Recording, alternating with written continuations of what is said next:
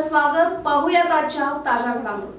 डोणेवाडी येथील बुद्धविहार समाज मंदिर परिसरात ग्रामपंचायतीच्या 15व्या वित्त आयोग मंजूर निधीतून बसवण्यात येणाऱ्या पेवर ब्लॉक कामाचा शुभारंभ ग्रामपंचायत अध्यक्षा सौ गीतांजली विजय माने यांच्या शुभ हस्ते ग्रामपंचायत सदस्यांच्या उपस्थितीत श्रीफळ वाढवून करण्यात आला.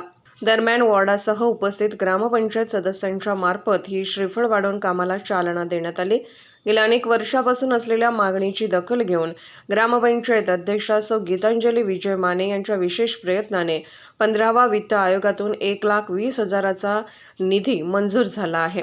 या उपलब्ध निधीतून या बुद्धविहार परिसरामध्ये हे पेवर ब्लॉक बसवण्यात येणार आहेत. त्यामुळे समाज मंदिराच्या वैभवात पुन्हा वाढ होणार आहे, असे मत तेथील सामाजिक कार्यकर्ते अनिल कांबळे यांनी व्यक्त केले.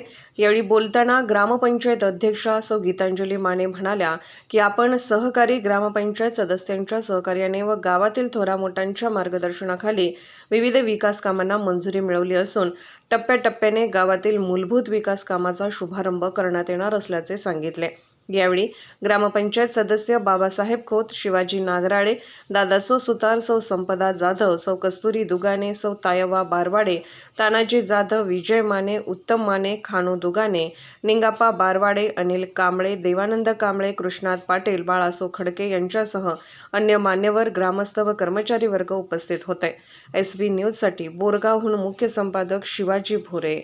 डोणेवाडी येथील बौद्ध समाज मंदिरासाठी 1,20,000 रुपयांचा निधी मंजूर करण्यात आलेला आहे आणि त्याचा शुभारंभ आज नुकताच करण्यात आला.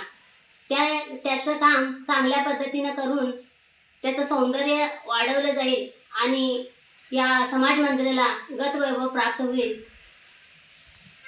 असा विश्वास या ठिकाणी मी व्यक्त करते. राजकीय, सामाजिक, आर्थिक असा सर्व घडामोडींचा आढावा पाहायला विसरू नका SB न्यूज चॅनल आणि नक्कीच सबस्क्राईब करा.